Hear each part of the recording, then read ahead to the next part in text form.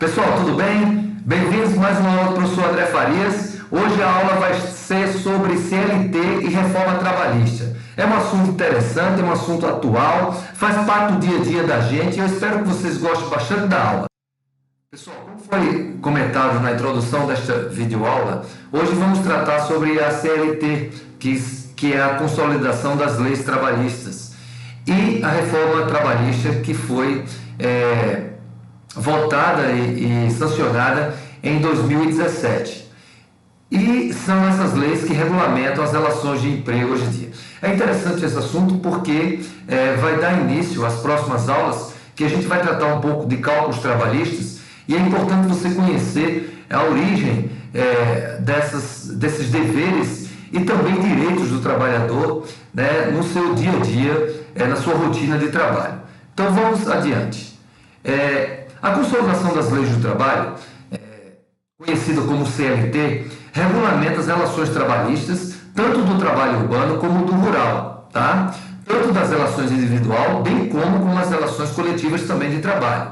Foi decretada no Estado Novo. Esse Estado Novo foi da época do presidente Getúlio Vargas, tá? E durou de 1937 no caso, a 1946. Certo? E era conhecido como um regime assim, mais centralizador, tá? E também autoritário, certo? E em 1º de maio de 1943 foi assinado o Decreto-Lei número 5.452, que justamente oficiava a consolidação das leis do trabalho. Pessoal, a intenção era coibir as relações abusivas que aconteciam antes. Pessoas chegavam até a trabalhar 12 horas por dia ininterruptas. Então, assim, era complicado. Então, havia já uma pressão por parte dos empresários, por parte da população como um todo, para regulamentar as leis trabalhistas. Então, foi oficialmente homologada, né, através desse decreto-lei número 5.452, tá? Então, assim, aqui é um pouco assim, só para conhecer um pouco da história, certo? O presidente da República, usando da atribuição que ele confere o artigo 180 da Constituição, decreta, artigo 1º, fica aprovada a consolidação das leis do trabalho, que a este decreto-lei acompanha com as alterações por ela introduzidas na legislação vigente. Parágrafo único, continuam em vigor as disposições legais transitórias ou de emergência, bem como as que não tenham aplicação em todo o território nacional. Então, havia várias já leis e precisava consolidar isso numa publicação só. Então, a CLT é um livro, né, que consolida todas essas leis do trabalho, tá bom? E aí, vamos adiante. O que a legislação trabalhista prevê? O que ela prevê, né? Essa CLT. Então, em primeiro ponto, ela prevê a carteira de trabalho. Tanto a carteira de trabalho como a Previdência Social se tornaram obrigatórias para qualquer pessoa empregada. Deve constar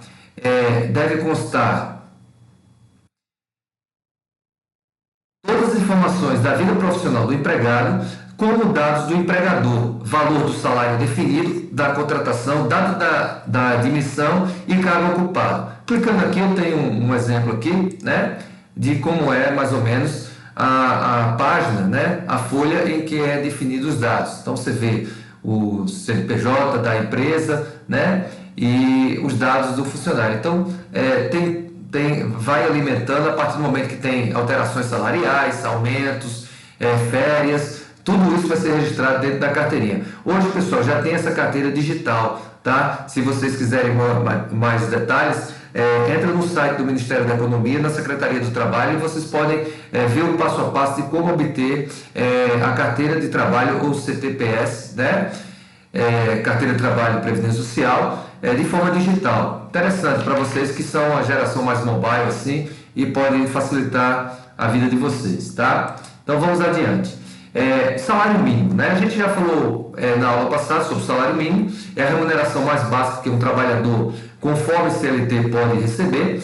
É calculado levando em conta todas as despesas diárias de uma pessoa adulta, né, mensalmente, e como alimentação, habitação, vestuário, higiene e transporte. Atualmente, pessoal, o salário mínimo está em 1.045. Em janeiro e fevereiro foi 1.039, mas a partir de março foi 1.045. Agora, o interessante é que, segundo o DIEESE, né, que é o Departamento Intersindical de Estatística e Estudos Socioeconômicos, ele afirma que o salário mínimo ideal seria de R$ 4.694,57. Olha a diferença, praticamente mais de 3 vezes a menos do que realmente necessitaria o funcionário ou o empregado necessitaria para suprir suas necessidades básicas, né? Então vamos ver aqui um vídeo aqui rapidinho, tá? Para a gente tentar entender um pouco o lance do salário mínimo.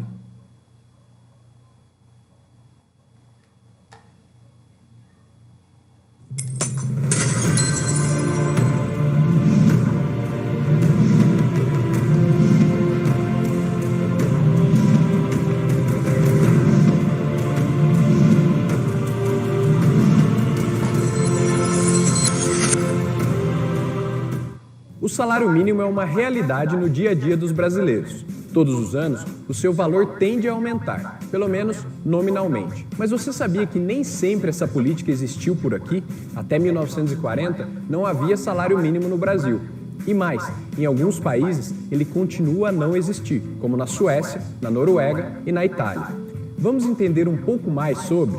O salário mínimo surgiu, entre outras razões, porque mundialmente eram pagos salários baixíssimos para mulheres e jovens, em comparação com os valores pagos aos homens. Nesse movimento, quem instituiu o salário mínimo no país foi o presidente Getúlio Vargas, por meio de uma lei que passou a vigorar no dia 1º de maio de 1940, não por acaso, no Dia do Trabalhador.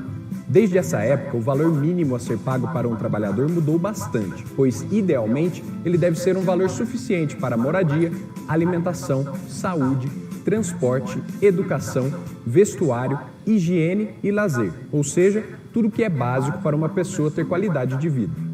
Nos anos 60, a importância da política do salário mínimo era muito grande, pois mais de 70% dos trabalhadores recebiam esse valor ou até menos. A grande questão era que o seu valor era baixo. Depois da intervenção militar de 64, foi adotada uma política para manter o salário médio. Aumentos reais só aconteciam quando houvesse ganho na produtividade. O aumento era calculado baseado na inflação esperada. A inflação era quase sempre subestimada e, assim, nesse período, houve uma significante queda salarial. Apesar dos reajustes melhorarem ao longo das décadas seguintes e o poder de compra da população aumentar, foi apenas a partir de 94, com o Plano Real e o fim da hiperinflação, que o salário mínimo voltou a se valorizar. Hoje, o salário mínimo no Brasil é de R$ 880. Para entender mais sobre o cenário atual e saber detalhes sobre o cálculo deste valor, deixo o convite para você ler o artigo completo no canal Politize. Compartilhe conhecimento e até mais.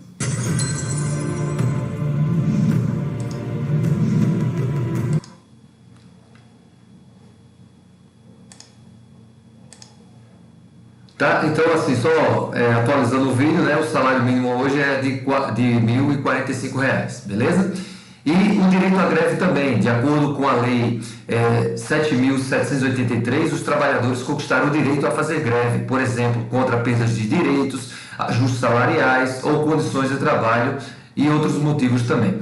O sindicato da categoria deve avisar os motivos da greve ao empregador com no mínimo 48 horas de antecedência. Quanto à jornada de trabalho, a jornada prevista na CLT é de no mínimo 8 horas diárias, que equivale, né, nos dias úteis a 40 horas semanais, são permitidas até 44 horas semanais. Então ficou convencionado que são 44 horas semanais.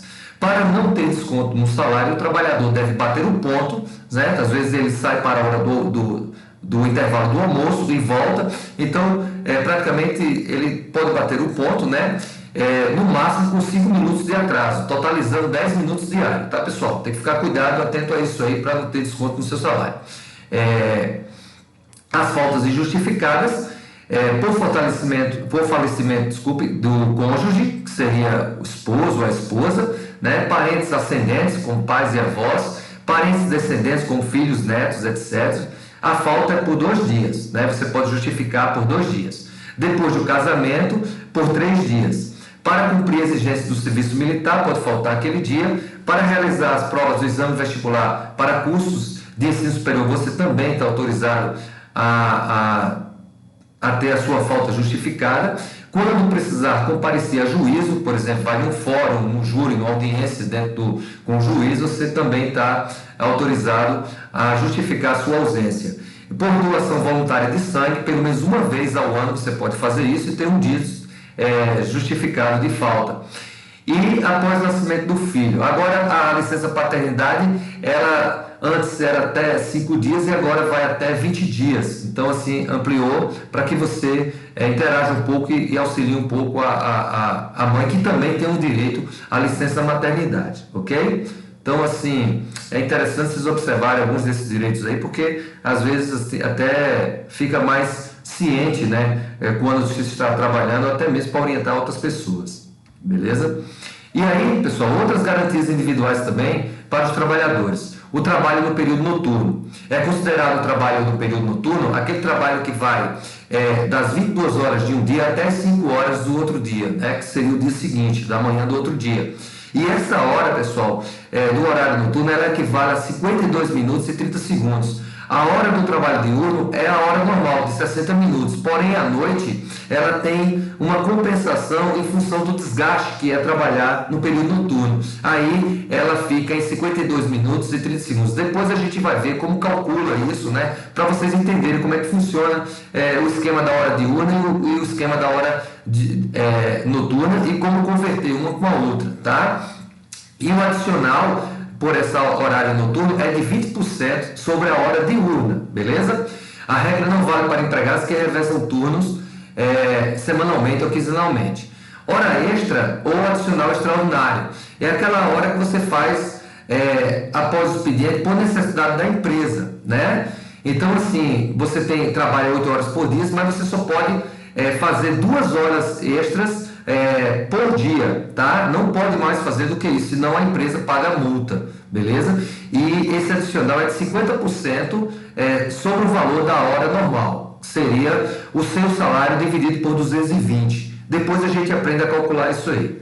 O descanso semanal remunerado, que é o DSR. Então assim, todo trabalhador, após 6 dias, né, de trabalho, ele necessita do 7º dia como descanso. Alguns setores, como o comercial, médicos e tudo mais, eles necessariamente não têm esse descanso no domingo, né? Mas isso tem que ser avisado, isso tem que ser homologado junto ao Ministério do Trabalho, para que fique ciente de que aquela operação ou aquele segmento tem uma flexibilização durante um outro dia que não seja o domingo. E os feriados também é considerado como DSR. Então, os feriados e um dia que seria o final de semana, ele é remunerado. Mesmo que você não trabalhe, o valor correspondente é pago para o empregado e está adicionado na folha de pagamento. Depois a gente vai ver também como é que se calcula isso aí, beleza? As férias, a cada período de 12 meses, você chama de período aquisitivo, você tem a oportunidade de tirar 30 dias, de até 30 dias de férias, podendo vender 10 dias, que chama de abono pecuniário. Também vamos aprender posteriormente a calcular esse abono pecuniário. Pessoal, as férias hoje com a reforma trabalhista pode ser fracionada em até 3 períodos, né? Sendo que um deles não pode ser inferior a 14 dias, nem os outros inferior a 5 dias. Fica bem claro isso, tá? E você tem direito ao mesmo salário que tinha antes, adicionado de 1/3, é como se fosse o salário dividido por 3, aí você pega essa terça parte e soma mais o salário, que chama de 1/3 constitucional. As horas extras, a licença maternidade, ela dá a licença até 120 dias, que são 4 meses, mas existem empresas e órgãos públicos que estendem essa licença maternidade para até 180 dias, que equivale a 6 meses, tá? É assegurado à mulher a estabilidade no emprego, né? Desde o momento da gravidez. É importante perceber que a mulher, se ela for demitida e ela estiver grávida, né, ela tem 1 mês para mostrar para a empresa, para provar a empresa, mostrar o exame e ter o seu direito adquirido, senão ela vai continuar demitida nessa nova reforma, tá? e 5 meses após a volta, o retorno dela, ela pode ser demitida. A empresa está livre para isso aí, beleza? Então vamos adiante. Algumas terminologias que vocês precisam entender, né? Porque a gente fala empregado, empregador, trabalhador avulso, então é importante vocês conhecerem algumas coisas. O que é o empregado? Segundo o artigo 3º da CLT, considera-se empregado toda pessoa física que preste serviços, né, de natureza não eventual, aquela que é esporádica, ao empregador, sob a dependência mediante salário. Então, um errozinho ali, mas desculpe. O artigo 442 da CLT, da Consolidação das Leis de Trabalho, diz que não há relação empregatícia entre cooperativa e cooperado. Já é um outro tipo de formação de empresa, que é de cooperativa, né? Então, o empregador, o artigo 2º da CLT, é a empresa individual ou coletiva que, assumindo os riscos de atividade econômica, admite, assalaria e dirige a prestação de serviços.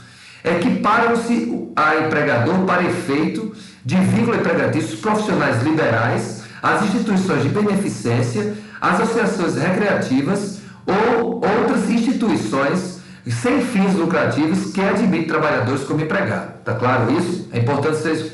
Agora vamos conhecer o que é um trabalhador avulso.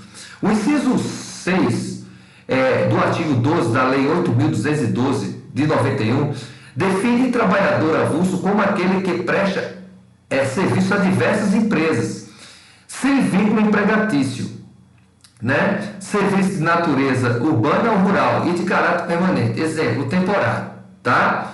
Então, assim, esse é o trabalhador avulso. O trabalhador eventual, a definição encontra-se na linha A do inciso 4 do artigo 12 da Lei 8.212 de 91, né? Que diz que o trabalhador eventual é aquele que presta serviços de natureza urbana ou rural em caráter eventual a uma ou mais empresas em relação ao emprego. Geralmente o autônomo é esporádico e do tipo prestador de serviço, exemplo, encanador. O temporário ele tem um período mais frequente, às vezes é por PJ ou até mesmo é por terceirizado. Ele tem uma relação mais empregatícia. Mas o eventual não. O eventual pode ser um encanador, pode ser uma diarista, tá? É o trabalhador eventual. Então a diferença do avulso para o eventual é essa daí, beleza? A quantidade e a relação que ela tem com o empregador. E o trabalho do menor, diferente do trabalho do jovem aprendiz, que a gente vai ver mais adiante, os artigos 402 ao 441 da CLT trata o trabalho do menor, estabelecendo as normas a serem seguidas por ambos os sexos no desempenho do trabalho. Ao menor de 16 anos de idade é vedado qualquer trabalho, salvo na condição de aprendiz a partir dos 14 anos, tá? Então, assim, o trabalho, então às vezes ele é emancipado, né? Mas assim, o trabalho menor do que 16 anos é proibido, a não ser que entre na categoria de jovem aprendiz. A Constituição Federal, em seu artigo 7º, inciso 33, né, considera menor o trabalhador de 16 a 18 anos de idade, tá bom? Então, indo adiante, e o que é o jovem aprendiz? É uma relação empregatícia que vocês estão familiarizados aí em conhecer, né? A maioria das pessoas que são jovens, que estão nessa idade já, sempre está procurando aí as empresas, grandes empresas, até mesmo os Correios têm programas de jovem aprendiz, várias, Itaú, Bradesco, várias empresas aí grandes têm também, e as micros estão começando a entrar nesse montante também. Então é uma boa oportunidade para que vocês conheçam essa oportunidade. E agora tem aquela carteira verde e amarela, né, também, que está promovendo a capacidade de dar mais empregabilidade para jovens entre 18 e 29 anos, né? Então, assim, a Lei 10.097 de 2000, certo? Complementada com o Decreto Federal número 5.598 de 2005, determina que todas as empresas enquadradas como de médio e grande porte contratem aprendizes na proporção de no mínimo 5% e no máximo 15% do seu quadro de funcionários. Então, assim, é interessante, né? Claro que o jovem aprendiz, ele vem sem experiência, às vezes tem pouca limitação de conhecimento, de grau de instrução necessários para desenvolver um cargo, mas para atividades corriqueiras, né? do dia a dia da empresa, ele é bastante útil e ele vai aprendendo e no período que ele fica lá na empresa, ele aprende bastante isso aí. O que é o aprendiz, né? É um jovem de 14 a 24 anos, incompleto, que estuda e trabalha recebendo ao mesmo tempo formação profissional. Então, deve ter essa relação de uma formação profissional ou mesmo do ensino médio, tá? E deve cursar o ensino médio e estar matriculado e frequentando o ensino técnico, beleza? Então, essas são as condições para ser jovem aprendiz. A jornada de trabalho é de 6 horas por dia, diminuindo-se 8 horas se já formado no ensino médio. Então, tem essa também particularidade. E o contrato é um contrato de trabalho especial com duração máxima de 2 anos, né? Várias empresas mantêm só 1 ano, mas pode estender até 2 anos. E deve se anotar na carteira de trabalho de Previdência Social, que é a CTPS, aquela carteira que a gente viu lá no slide anterior. Ele terá todos os direitos trabalhistas e previdenciários e também ganhará salário mínimo por hora, né? As férias do aprendiz devem coincidir com as férias escolares e o FGTS é de 2% da remuneração. Então, é estimulante para as empresas contratarem o jovem aprendiz porque fica mais barata para ela a manutenção do empregado. Porém, o grau de experiência, né, de especialização, ele fica comprometido pelo jovem ainda ter essa pouca experiência no mercado e conhecer poucas das ferramentas de trabalho. Mas alguns são bem desenvolvidos e bem treinados. E eu sugiro a vocês sempre fazer cursos que estão sendo utilizados na internet, por exemplo, de BI, né? A gente já falou sobre isso, cursos como Excel, Power BI, né? De design também, alguma coisa de design.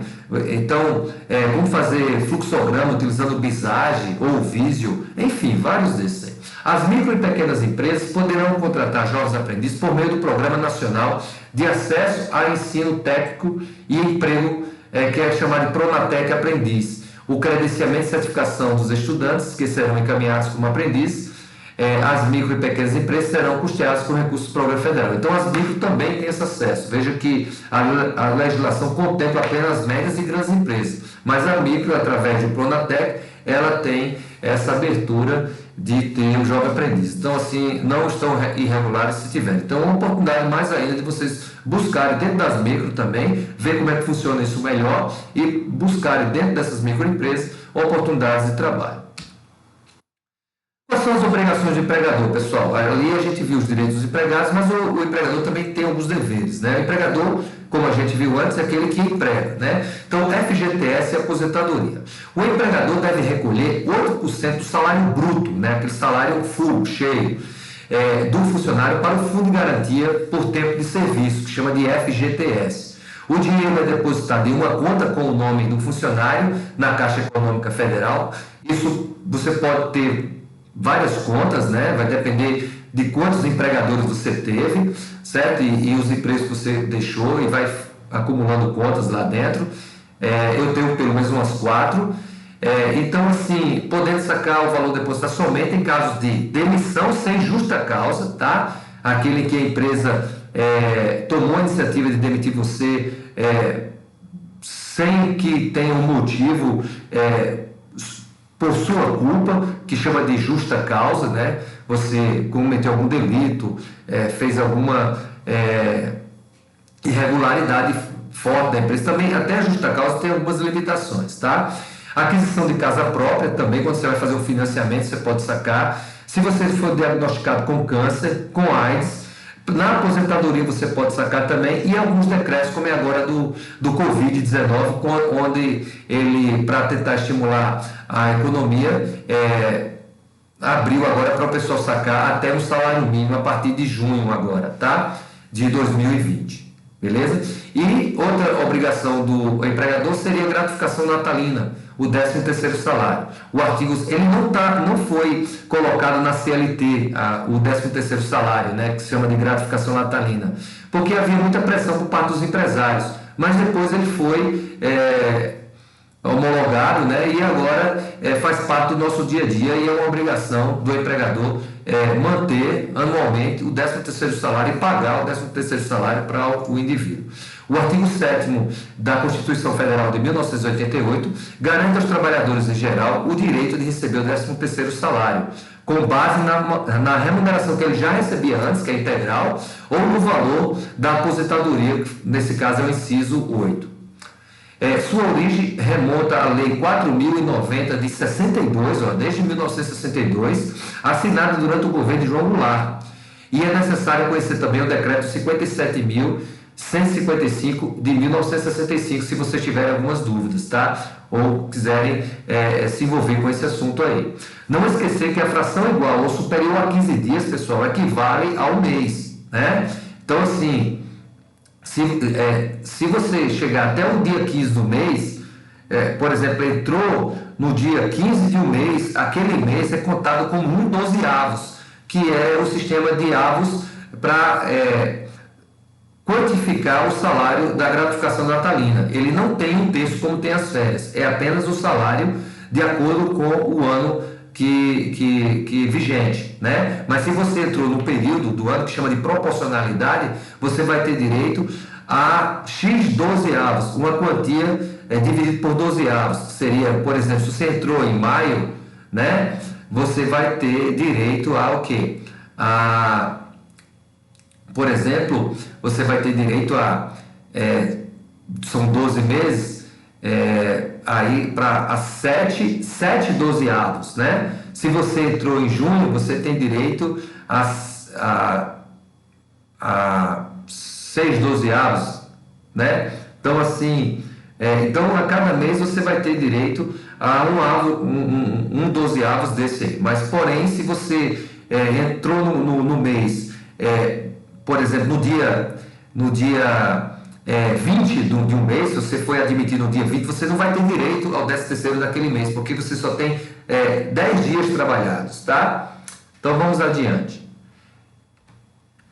Então, assim, a reforma trabalhista, chegamos a essa melhoramento. Claro que a reforma trabalhista ela desde 1943 e ela estava atrasada com alguns pontos defasados. Então, eu selecionei aqui 10 ou 11 tópicos, né, que foram os principais, para que vocês tenham noção do que tinha antes e do que está vigente agora, tá? Então, assim, o projeto foi aprovado na Câmara dos Deputados Federais em 26 de abril de 2017, por 296 votos favoráveis e 177 votos contrários. Então, teve muita gente também que contestou isso aí. E no Senado Federal foi aprovado por 50 a 26 votos em 11 de julho do mesmo ano, tá?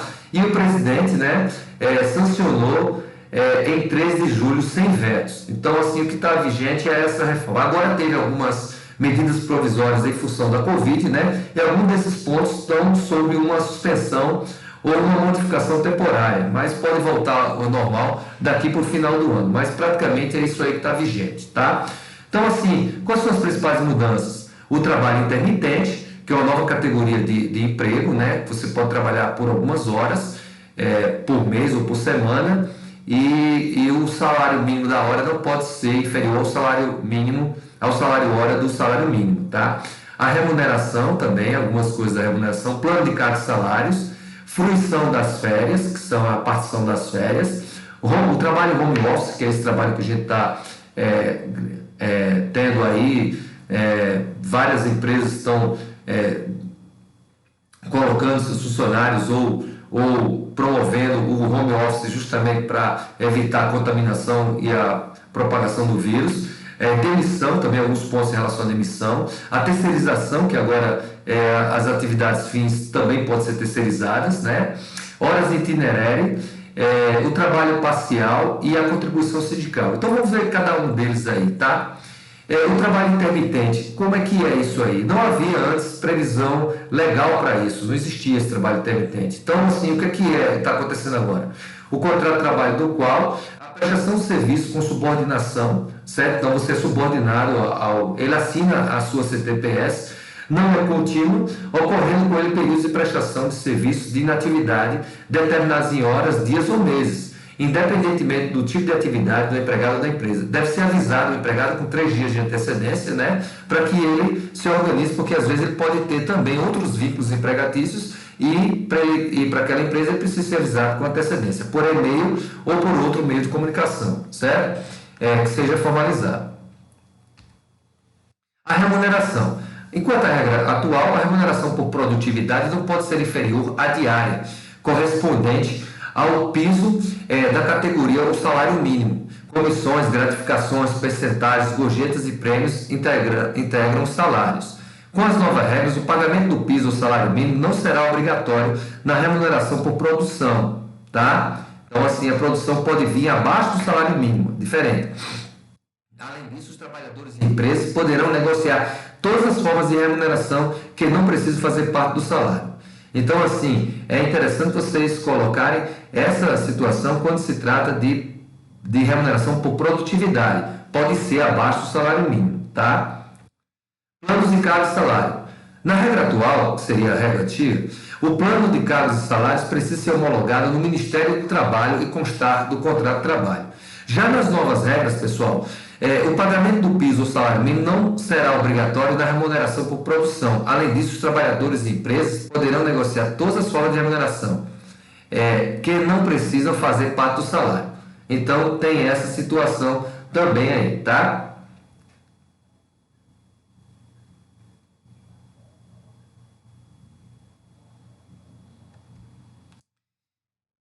Fruição de férias.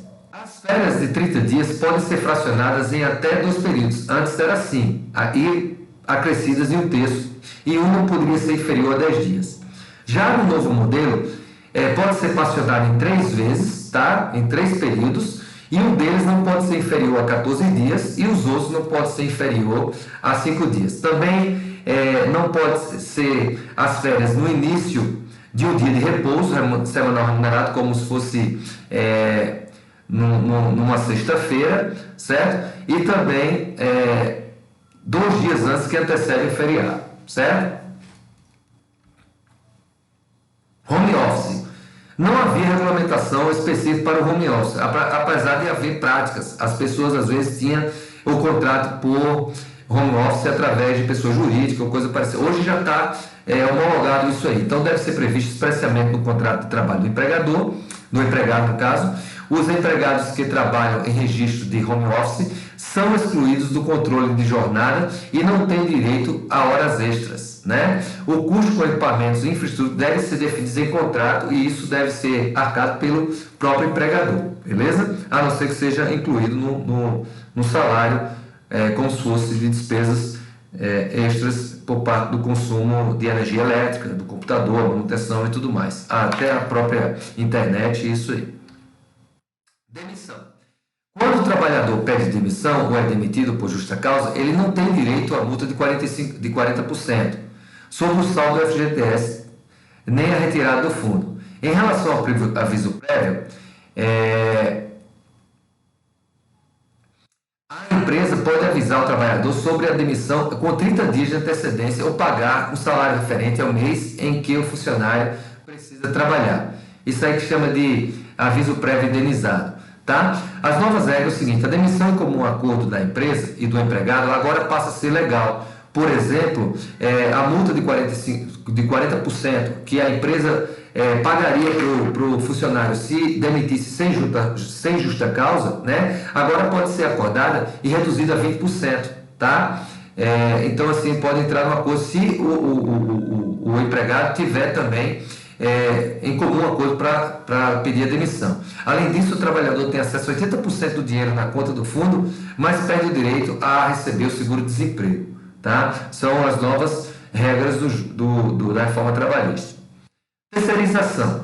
A regra atual é o seguinte: segundo a Lei 6.019 de 1974, conforme alterada pela Lei número 13.419 de 2017, é interessante vocês perceberem esse lado jurídico, porque aí você tem como consultar o que era antes, o que era depois, e fazer algumas análises, né, jurídicas, mesmo que não seja advogado, mas pelo menos tirar algumas dúvidas, né? E em suma, número 331, né, do Tribunal Superior do Trabalho, e o presidente Michel Temer sancionou o projeto de lei que permite a terceirização para atividades fins. O que é essa atividade fim? Por exemplo, pessoal, lá dentro dos Correios, vamos supor assim, a atividade meio seria a vigilância das unidades, seria, por exemplo, a limpeza do ambiente, o pessoal na limpeza. Já a atividade fim é o carteiro. esse carteiro não poderia ser terceirizado, né? Então, assim, com essa nova regra, essa atividade fim na empresa, aquela atividade que não poderia ser terceirizada, ela agora pode. Porém, tem que haver uma quarentena, né? Que a empresa de 18 meses, que vai acabar agora em 2020, né? Isso foi naquela época, demite o trabalhador efetivo para recontratá-lo como terceirizado. Então, assim, eu não sei como está isso, né? Não pesquisei, mas tem alguma coisa no ar aí, né? Vigente, em que a partir desse momento, desse ano, né? Que são os 18 meses já ultrapassados, tá? Ou então essa regra vale constantemente, tá? Que em 18 meses a empresa não pode demitir esse trabalhador e recontratá-lo como terceirizado, certo? Então, assim, o que aconteceu é o seguinte: poderia acontecer você demitir e no outro dia contratar com um preço menor do salário que ele já recebia, tá? Então, assim, é importante, o texto prevê ainda que o terceirizado deverá ter as mesmas condições de trabalho dos efetivos, como atendimento ambulatório, e alimentação, segurança, transporte. Então tem que haver uma equidade salarial nesse aspecto aí, na verdade, talvez não salarial, mas uma equidade em relação ao salário in natura, né? Alimentação, transporte, capacitação, qualidade, bom, enfim, todos esses salários que chamam de in natura, que vão acompanhando ali e compõem o salário base da pessoa. Horas in itinere. As horas in itinere é o seguinte: o tempo despendido é o transporte, aquela parte do transporte. Você está pegando uma condução para ir para o trabalho, né? Então, assim, essa condução era incluída, fazia parte da jornada de trabalho, né? Então, assim, por exemplo, o tempo despendido pelo empregado em condução fornecida pelo empregador até o local de trabalho e de difícil acesso, ou não servido por transporte público regular e para o seu retorno é computável na jornada de trabalho.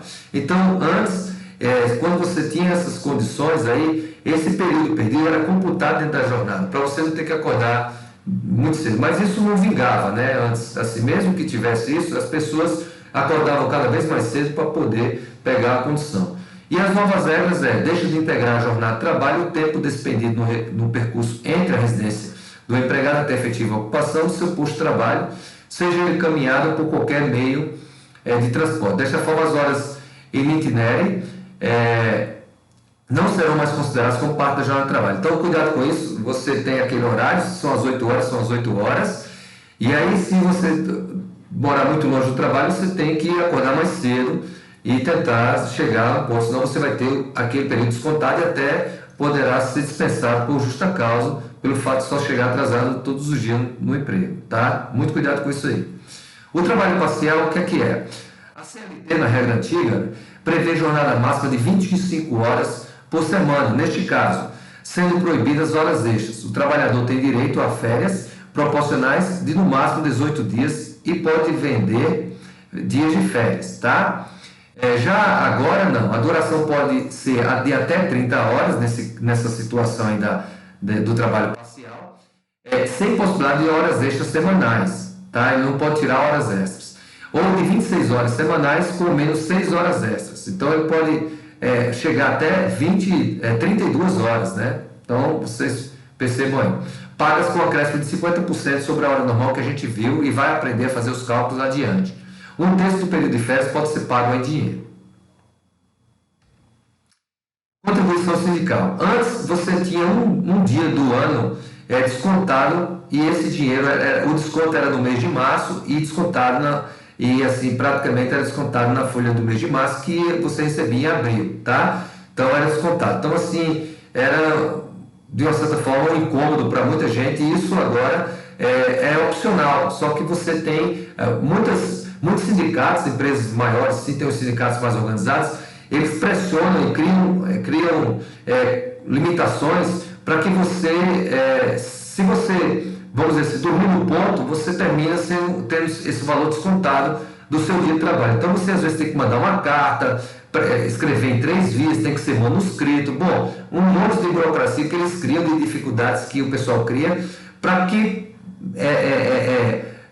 algumas pessoas desatentas continue pagando e contribuindo a parte sindical. E outras situações também, eles ficam pressionando também nessa parte de contribuição. Mas olha, depois que foi homologada essa regra, eu não contribuo mais. Eu faço as cartinhas lá, escrevo a próprio punho, levo no sindicato e não tenho meu salário descontado, até porque é um salário assim, até um valor assim que é significativo, né? Porque ele vai pelo valor do salário, não é uma tarifa fixa, é 1% do salário, né?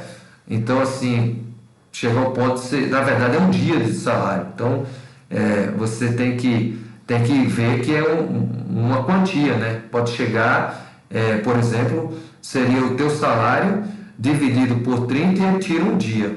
Às vezes é uma quantia significativa. E a multa, só para complemento, a empresa está sujeita à multa de um salário mínimo regional por empregado não registrado. Antes era um salário mínimo. Hoje, pessoal, essa multa vai até 3 mil por empregado, né? Então aumentou bastante a multa. Isso para como se fosse restringir um pouco